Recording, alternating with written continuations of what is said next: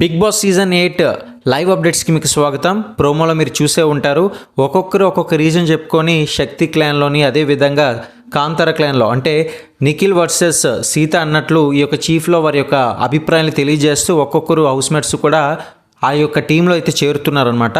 మరి యొక్క సందర్భంగా ప్రేరణ అయితే ఒక ట్విస్ట్ ఇచ్చింది యష్మికి. సో యష్మి ఏంటంటే, నేను సీత అంటే కాంతార క్లాన్లోకి అయితే వెళ్ళాలనుకుంటున్నానని చెప్పేసి తన అభిప్రాయం వ్యక్తపరిచేసరికి తను ప్రేరణ ఏమంటే వెంటనే చేపెట్టి నేను దీనికి అభిప్రాయం అయితే వ్యక్తపరుస్తున్నాను అని చెప్పేసి తన ఒక ట్విస్ట్ అయితే ఇచ్చింది యష్మికి. అసలు విషయం ఏంటి అంటే, నిఖిల్ టీంలో అంటే నిఖిల్ క్లాన్లో ఆ ముగ్గురు తప్ప ఎవరు కూడా జాయిన్ కాలేదు.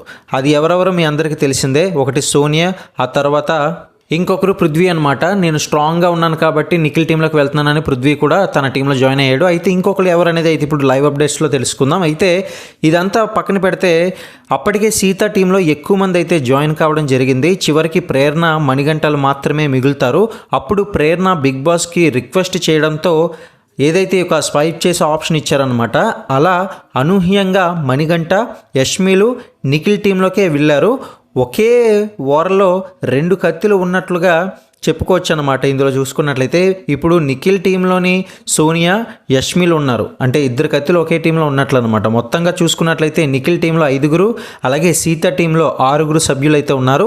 సీత టీము పెద్దది కావడం వల్ల వాళ్ళ కోసం స్పెషల్ రూమ్ కూడా బిగ్ బాస్ అయితే ఇచ్చారు. ఇక ఏ టీం ఎవరెవరు ఉన్నారనేది ఇప్పుడు మనం తెలుసుకున్నట్లయితే, సీత అంటే కాంతార క్లాన్లో చూసుకున్నట్లయితే కనుక విష్ణుప్రియ, నైనిక, ప్రేరణ, నబిల్, ఆదిత్యవం. ఇక నిఖిల్ అంటే శక్తి క్లాన్ సభ్యులు చూసుకున్నట్లయితే పృథ్వీ, మణికంఠ, యష్మి గౌడ, అలాగే సోనియా.